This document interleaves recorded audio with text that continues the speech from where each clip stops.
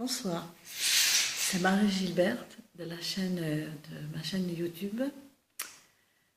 Voilà, aujourd'hui je vais vous parler de moi, personnellement, de mon histoire d'amour que j'ai vécue pendant 3 ans avec un homme qui m'en a fait voir de toutes les couleurs. Et je suis passée par tout ce qu'une femme peut passer en souffrance. Il m'a humiliée de toutes les sortes qu'on puisse humilier une femme. C'est passé du mensonge à la trahison, au rejet, à l'humiliation, à la discrimination, enfin tout ce que vous voulez. Je ne les ai pas toutes en tête parce qu'il y en aurait des centaines de mots. À lui seul, il a fait un désastre avec moi. J'ai beaucoup supporté 55 ruptures en 3 ans. Il m'a trompée. Ça a été une de ses premières choses que j'ai eu beaucoup de mal à lui pardonner.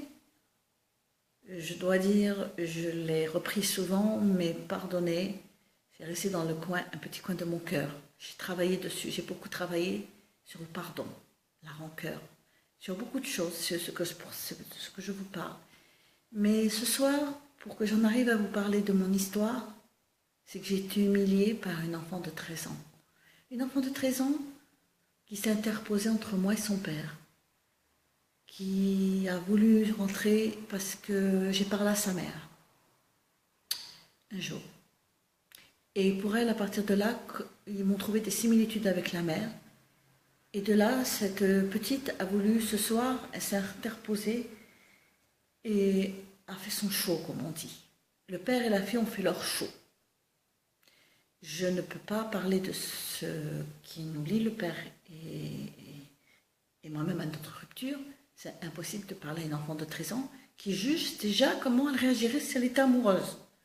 Elle est très forte. Elle sait comment faire. Nous sommes des idiotes. Moi en particulier, si on me traitait comme ça, elle m'a dit, moi je prendrais la porte. Je veux bien. Si un jour je la revois dans une 15 ou 20 d'années, je pense que ce sera tout un autre sujet que j'aurai avec elle. Bon, passons. J'en reviens à mon ex, c'est le grand amour de ma vie, parce que c'est quand même le grand amour de ma vie, malgré tout, c'est trahison. Mais j'ai décidé d'en faire mon sujet, car il est mon sujet favori. Je vais vous parler de lui, de tout ce qu'il m'a fait subir, tout ce que j'ai travaillé. Je suis coach en développement personnel depuis déjà plus de 30 ans. J'ai suivi des formations. J'ai dû moi-même faire un travail personnel qui n'a rien à voir à faire avec les formations, parce que faire une formation, et quand ça vous tombe dessus, croyez-moi, ça n'a rien à voir. Et c'est ce qui m'est arrivé, ça n'a rien à voir. J'ai beaucoup pleuré, je peux vous le dire. Vous me voyez le sourire ce soir. Je prends la route de Monaco demain. Je pars à Monaco rejoindre mon neveu qui est aussi en même temps mon fils adoptif. Je suis contente, il va me recevoir quelques jours, ça va peut-être me remettre en forme. Je vais découvrir un autre horizon. Et puis voilà, ça va me faire beaucoup de bien de faire une coupure. Il m'a dit que je n'étais pas capable d'aller à Monaco. J'aime les défis. C'est mes défis, ma vie. Je suis quelqu'un qui défie. Je suis quelqu'un qui a beaucoup été rejeté. J'ai eu le rejet. Depuis l'enfance, j'ai eu des rejets.